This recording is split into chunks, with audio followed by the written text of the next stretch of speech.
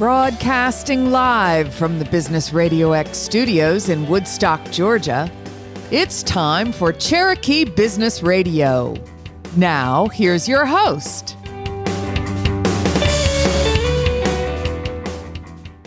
Welcome back. My name is Joshua Kornitsky. I am the host of Cherokee Business Radio and a professional EOS implementer. And today in studio, my guest is TJ Blackmon, Vice President of LMI Tech Systems. Good morning, TJ. How are you? Morning, Josh. Thank you for having me over today. It's a pleasure to have you here. So I understand from the conversation we were having earlier that you've been with LMI for a little while. I have. It's a bit of a long story, but I'll shorten it here. I have actually been with and involved with LMI since I was about 19 years old. And he's almost 22 now. So. Yeah. Age is getting to me. There you go. So so how many years has that been, DJ? This April, it was 25 years because I'll be married 25 years in a month. So I better keep that date right. Yes, sir. Wonderful. So when you started with LMI, you were functioning in the role of a technician, weren't you? Yes, I worked for a managed services provider at the time. And this was, late 90s. It was very different than it is today. We were actually on site all the time. Gotcha. Because there was no remote access. You drove. That was remote access was you opened the door. Yeah, and you got in your car. And we got a call that LMI had a server down. And at that time, LMI had a server. Okay. And, things changed. And I was dispatched there and met the principal owners there. Got the server back up. Okay, good. Yeah. Good. Back in the day when it was hard. Us old guys in the IT, we joke about that. Everybody today has it easy. There you go. And Hershey bars were a nickel. Yeah, and I worked for that MSP until about 2006, and then had the opportunity at another MSP to become the network services manager. Did that for about 10 years, and then moved on and to LMI to become the CIO. LMI. Well, so let's back up for a minute because I guess I should ask you, what's LMI's mission? What do you do? Again, I'm going to have to give you a short answer to a very long explanation. That's okay. So let's start simply. How does LMI help businesses? How about that? Well, first and foremost, LMI Tech Systems, who I work for. Right. And LMI Systems are two different companies. Forgive me. Okay. But we have one parent company who owns both. LMI Systems is an electrical contractor, been in business since 1962. LMI as a whole has been in business since 1962. That's pretty long, the technology space. It's a long time. I haven't been around that long. But LMI just continued to morph over the years and really, to customer needs, take on different types of things from the electrical industry to low voltage to large-scale deployments. That division started in about 2012. Prior to that, LMI had what's called LMI Home Systems, which was high-end luxury homes, audio-visual. Oh, wow. Okay. Lighting like controls, home theater lighting. Home theater, things like that. That business was acquired. And then LMI Tech Systems was really formed around that time where we were doing large-scale deployments for very large enterprise-type companies. Multi-site, multi-location, U.S. and Canada locations. And I know it may seem obvious to you and I, but just for clarifying for folks that these were technical implementations. That's correct. That's correct. So what type of technology were you implementing versus help us still bring us to date of how you're helping now? So what we were doing then was like I said, very large scale deployments for these larger corporations, multi-sites. Wi-Fi installations, point of sale installations, those type of things. In 2018, we made a decision internally to take what we were doing on the enterprise level and move it back down to the small business space, the SMB. Now, when I say SMB, that's anything from one person to 5,000 people. So wait, you kind of made your way based on the enterprise class stuff, right, and you're able to offer what you're offering now down to the individual level? That's true. So let's talk about what is it that you're offering, because right now it's a mystery. Well, so our big offer is, and really our brand is what we call TaaS Pack. Everybody's going to get When you Can you spell that? It's TAASPAK. Okay. It's not like the Tasmanian devil. I get that a lot. It stands for Technology as a Service. All right. So, broad term. What does that mean? The best way to explain this is to give you an example. That'd be perfect. Thank you. October this year, Microsoft says Windows 10 we're no longer supporting that. Okay? All right. Yeah, I read that.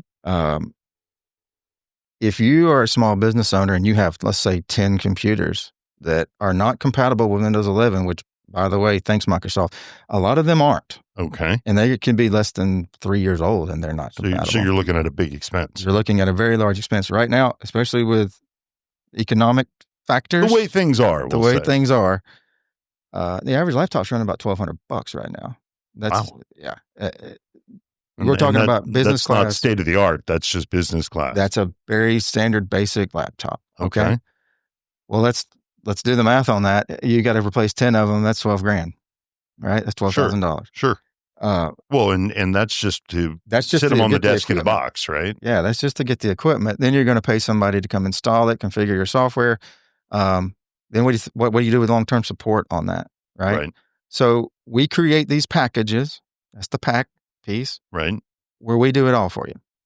Not only do we do it all, we're looking at a capital expense versus rather than a capital expense, you're spreading that cost out, right, over a contract term. So wait a minute, because usually I would, I might work with somebody like you to buy the $12,000 worth of laptops, and then I got to pay you to come in and set each one of them up, and however many hours that is per laptop times whatever your hourly rate is. So by the time we're done, it's probably $25,000, right? Correct. So what are you saying that you're offering that's different? What we're offering is one package that takes that cost and spreads it out over a contract term, right? So I don't have to write the $12,000 check? No, you don't have to write the $12,000 check. That's fantastic. Yeah. So, but we have contract terms that go 12, 24, 36. We'll even take it up to 60. Most people, the sweet spot's that 36 months, right? Sure. Well, because the equipment's going to be old at that point too. All right. So what else happens during that 36 months? What if you get one of these computers and 6 months in, it dies? Right. Then I got to pay you to come back out, take a look at it, and get on the phone. Under our program, you don't do that. Really? We replace that equipment. Okay. We come out and we reinstall it. By the way, as part of that, you're getting our managed services, right? We're backing that machine up on an image-based backup. We're going to cast that image back to that machine, and it's just like you left it the day before. So you do this on laptops, on desktops. What else do you handle? Server and infrastructure stuff? We do. That has become less and less of a thing these days. Really? We are now in 2025. We are doing more migrations towards cloud-based services rather than servers, or Microsoft Azure, or Amazon Web Services, rather than physical hardware in these large server rooms like we used to have even 10, 15 years ago. It's more cost effective. Well, so back up a minute, though. You just said that large server room. So in that server room, you got a UPS, you got switches, you've got routers. How does that get handled? You don't need it anymore. You just simply do not need it. Oh, right? Well, I mean, switches you would always need, right? Switches you've always got to have. Right. So do they buy their own switches? We include everything. Wow. Down to the cable. So literally turnkey. Turnkey. Wow. Okay. So we have the capabilities to even handle the electrical, the low voltage, wireless, and those hardware switches like you're talking about. So it sounds like it's $1 million a month. It's not $1 million a month. It sounds like it's an awful lot of services that you're offering, and as you had said, it's sort of that cap expenditure versus operational expenditure. So it's going to help small businesses keep their money in their pockets. You can budget, right? That's it. You don't have this enormous, oh my goodness, I've got this $12,000 expenditure that I got to spend in 6 months. Right. You can now budget that out, and we work with customers all the time. All right, let's help you work this into your budget so that you know every month I've got X amount of dollars rather than this, oh my gosh moment. Right? Well, so you have the variability of term, like you mentioned earlier, so that you can help mitigate that cost. Right. What other services do you provide? Because I know that sitting in an office these days usually still means that you've got to deal with other forms of infrastructure like Wi-Fi and telephones and things like that. Right. So telephones has been a huge thing for us. Really? I have a very funny story about this. Okay. My boss walks into my office, it's about 5 years ago. Okay. And we have a customer who says, I'm going to give you all of my IT support and infrastructure and all that, but you have to do my phones. All right. Okay. Reminder that I'm an old school IT guy. Okay. What's the one thing old school IT guys hate? Telephones. Absolutely hate them. Right. You see, you had those old school phone guys who did the punch block thing. Sure. Right?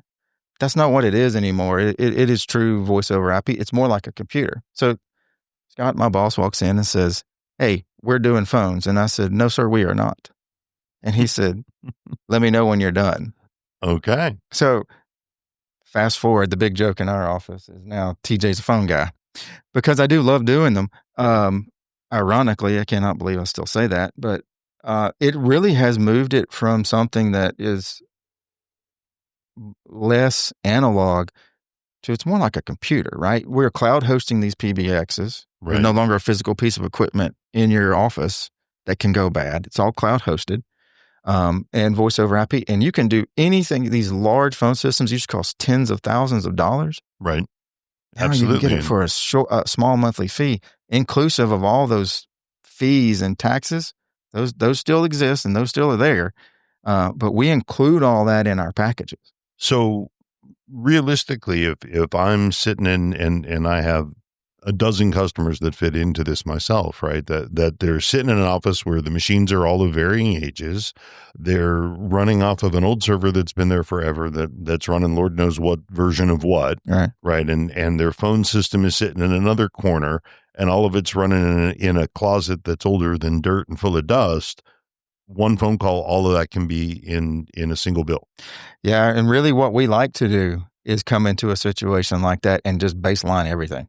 We really like to do that. We don't have to do that. Sure. There's customers who we just do their managed services, Right. We just take care of their computers. There's customers who we do everything. Well, so I want to ask you, what about things like security and antivirus and anti-phishing and all of that stuff? Is that a service that you offer? Or is that part of the package? How does it work? It is part of the package, and we'll also call this the stuff that keeps you up at night if you're an IT guy. Sure. Well, I think at this point, it's an everybody guy, right? It is. Because everybody has gotten at least one email or letter in the mail that tells them that their data has been compromised. It's daily. And it's scary. Just saw an article this morning that said all your data is for sale and you wouldn't believe how cheap it is. That's terrifying. Right? Especially when it comes to business data. Sure. Right? It's one thing for your personal data. That's the lifeblood. But it's your business data. All that is included in our package, right? We brought something to the small business that small business normally don't get, and we brought EDR, okay? Endpoint detection and response is the official term. Tell me what EDR actually is. So EDR is the only easy way to explain it is it's modern day antivirus. Okay. Back in the day, we had our Nortons and our McAfees and all that. Sure. Well, you had to run your antivirus. Then on your mail server, you had to have some kind of anti-spam or anti-phishing. Those days are gone. Really? We've moved to this EDR and XDR. XDR is extended data response detection. Okay. It's real live monitoring of computers and servers that it's watching more for patterns in data manipulation. And how data is being moved around your computer and your server and your internet connection, and it knows based on the way that data is moving, something's fishy here. Stop it. There's no. Let's quarantine. It has something called quarantine, but it doesn't quarantine it like old school antivirus did. Right. It just really stops that process. And so let's say that it's detected something bad. What is it? Does it notify you? Does it notify me? It notifies us. We get blinky flashy things happening on our boards and on our computers. Okay. We're monitoring, and then we remediate that, right? And that remediation is really what the core of our managed services is, right? We still do your normal. My Outlook won't open. This email's not coming through. My printer won't print. All those things. But really, we've taken that to the next level, bringing that to people who normally that would be just cost prohibitive, Right. right? Bringing that to the small business. So you had mentioned earlier, you said anything from really one person and up. When you talk about the types of businesses that you currently help, I know you had shared with me that you've got some of the larger organizations, and I won't ask you to name names. Just if you give us a sense of scale of what you've got on the high end versus what you've got on the smaller side, so that people understand that this isn't priced to just be for the giant company. Yeah, I call it uptown to downtown. Okay. Right. I come from a very small town, so I appreciate the downtown people, right? Sure. The small business owner, the flower shop down the road, the restaurant owner, right? These people typically cannot afford the level of technology that they can and they do need to be successful, right? Right. I'll give you some examples of types of business. We've got a few restaurants that we do, mom and pop type style restaurants. Okay. We've got print companies. We've got print supplier companies, on up to very large scale, 5,000 user enterprise type things that we co-manage IT. Right? Oh, with their staff. Right. They have a staff. Okay. We just augment them through various different methods, right? We may supply the EDR software we talked about and monitor that. We may watch their backups, right? For a business like that, backups are critical still to this day. Or we may help them implement projects. We may be, we've got one very large company that we just do project level managed services for, right? On an as needed. On an as needed, right? Okay. They're continuously growing and acquiring different businesses. We come in and cable their infrastructure, put our switches in, and assist them in the move, right?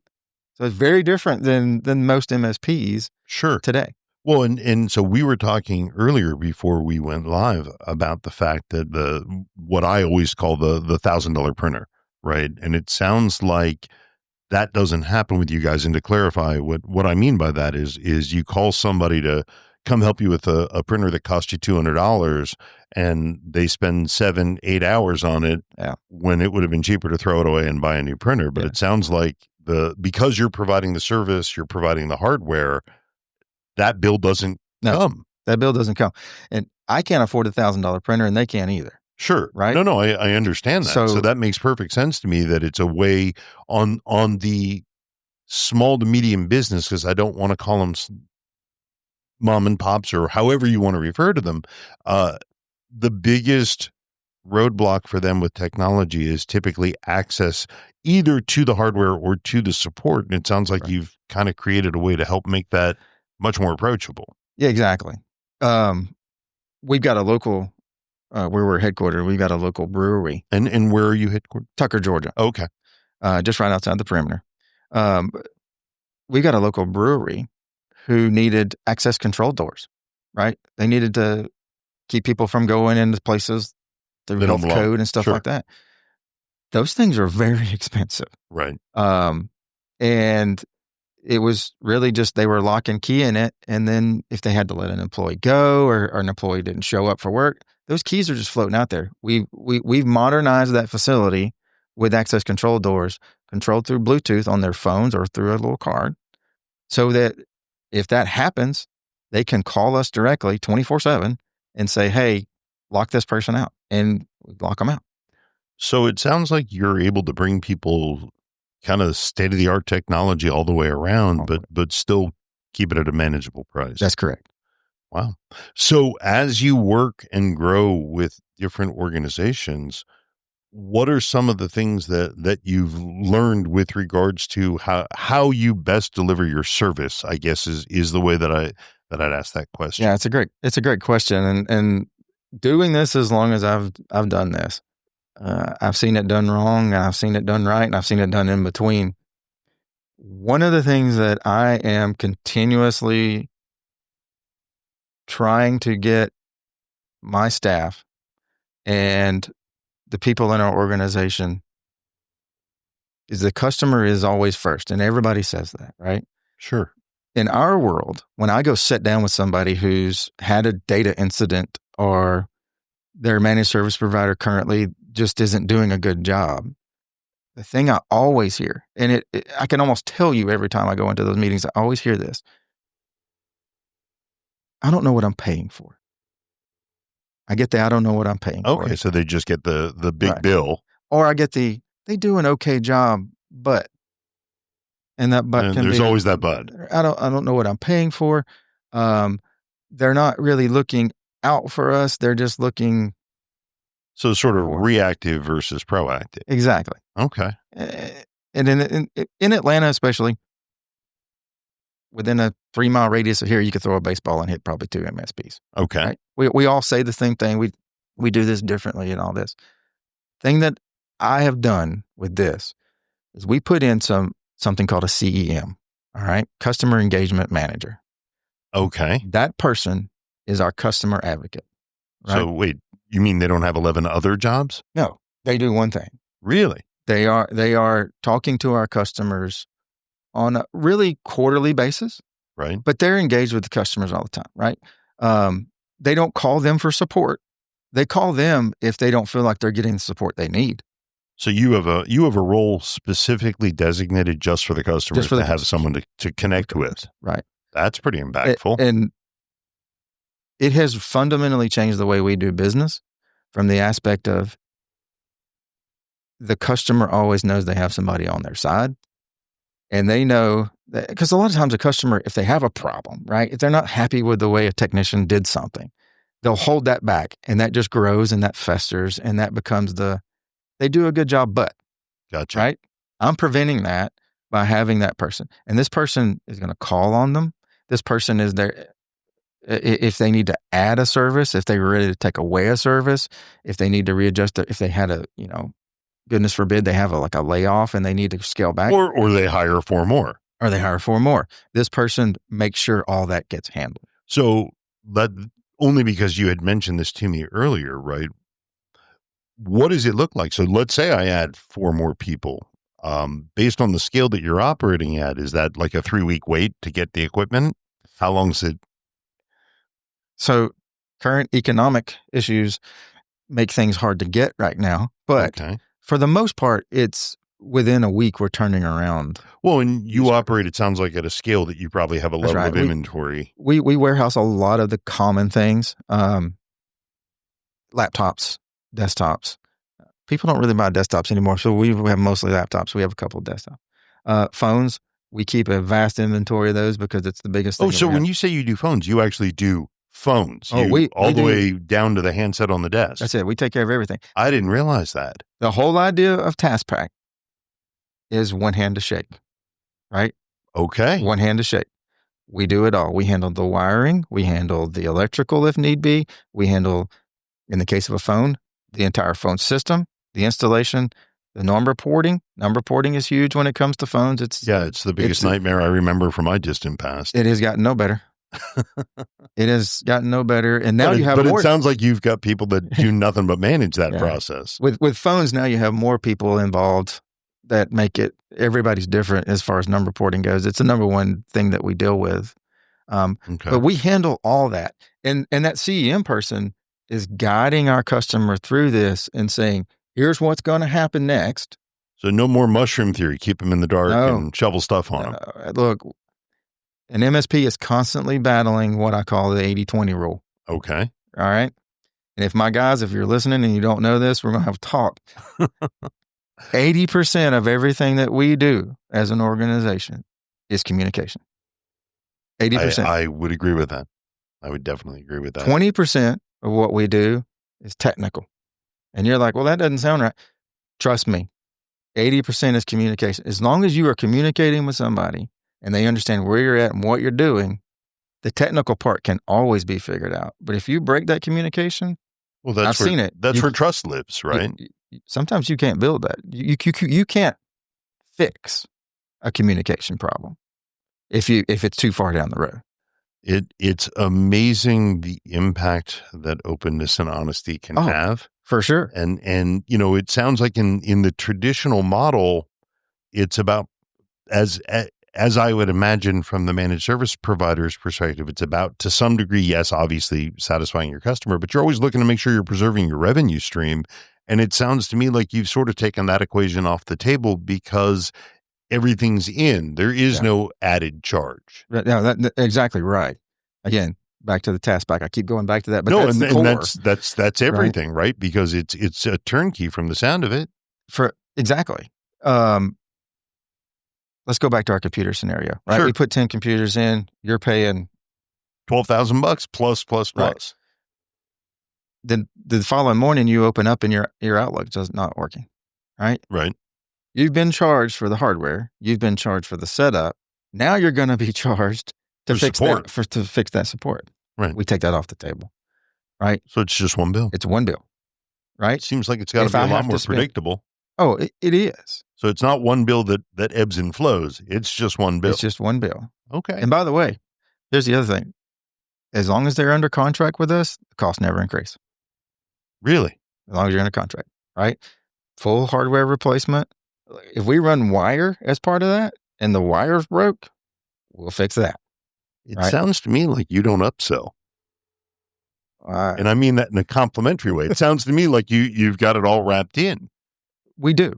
And it's a testament really to what we've done over the years and how we developed the business and grew into that, right? Well, it sounds like your customers wanted predictability. Yeah. I mean, and you found the ultimate mechanism to deliver it.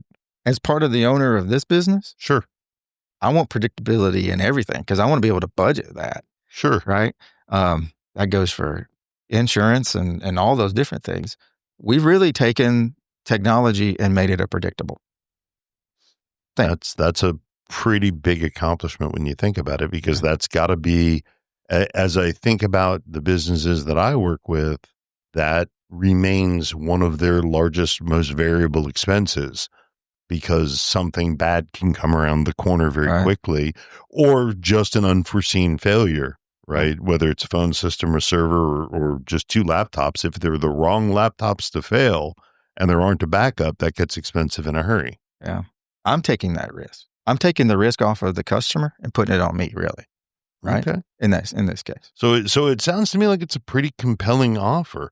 So one of the things that I want to make sure that we get to is ask how people will get a hold of you. And obviously we'll put everything on our website so that folks can find you. But before we get there, I always like to ask kind of a thinking question a little bit as we get towards the close. And, you've taken us on a journey today, right? From walking in the door as a kid, trying to fix the computers at a place that you're now part owner of, which is pretty cool in and of itself. And I think that says a lot about the culture of your organization, that opportunity exists. What about today? Do those opportunities for your employees still exist, where there's the ability to move up? It's funny. We just had this conversation last week internally. Okay. Not with me. Not with you. Right. With my guys. I'm constantly looking for someone to step up to that next level, because as we're growing as a business and I'm bringing in technicians, one of the hardest things we face is getting that mindset right? That customer focused mindset. Sure. I deal with tech guys, and tech guys don't like to talk to people. Some do, some don't. Right. But yeah, I broadly follow. But getting that mindset and getting somebody to step up internally, I never want to go out and hire somebody to take that next step. So internally, as we're hiring people, I'm looking for people who I know can take that next step and lead a small group of tech people down this path, right? So are you looking for people now? We're always looking for people. Wonderful. So, and how would somebody get a hold of you? It's a perfect opportunity. Oh, that's easy. You can contact me on my email address. That's t.blackmon, BLACKMON. Everybody spells that wrong. MON. Right. At LMITSL.com. Our phone number is 678-578-2171. All right. And we will have all that information on the website as well. But coming back to my closing question, I wanted to ask you, what are some of the things that made an impact on you in your professional life? It's a great question. And, a lot of people say I have to sit and think about that. I don't. Okay. I have been truly blessed to have a core group of about 5 people that have made me who I am today and have not just parents and grandparents, Sure. but professionally who took chances for me, right? I was 19 years old when I moved here from a small town in Alabama because somebody said, you have the ground floor of what it takes, right? So they took a risk. And then throughout my career, and now where we're at LMI, you're right. At 19 years old, I walked into that building really not knowing how to get around Atlanta. Sure. and now I'm a minority owner in the company. That's just amazing. So it sounds like there's been a lot of people that have contributed to that. Yes. Well, TJ, I can't thank you enough for your time, and I think that we've spelled out what LMI Tech Systems can offer to small businesses. You gave us your phone number, you gave us your email. Again, we'll have all of that on our website. Any closing thoughts you'd like to share? Well, there's a couple of things, Please. if you don't mind. Not at all. What's next, I guess? Yeah, so we are excited about a big event. We have recently partnered with the Georgia Dental Association.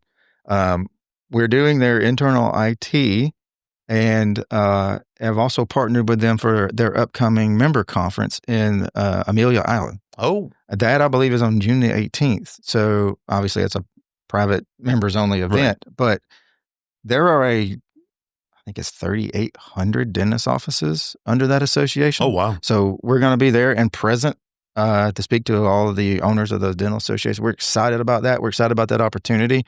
And we're looking to further expand that team that we built with Georgia Dental into the next level there. That's fantastic. And I have a super secret announcement that we'll come back in July and talk about. We've been working on something internally for 2 years that we're very excited about, but I can't talk about it right now. So we'll leave that on a cliffhanger. All right. So we'll definitely have you back on and you'll have to tell us what that is and who and how it helps. Again, TJ Blackmon, Vice President of LMI Tech Systems. Thank you for coming in today. I sure appreciate it. And I think it was a really interesting discussion and gave people a lot to think about because it turns out that there can be one solution to multiple problems. Yeah, thank you again, Josh. We appreciate it. My pleasure. So this is Joshua Kornitsky. I'm a professional EOS implementer, and I am your host here on Cherokee Business Radio. And we will see you again real soon.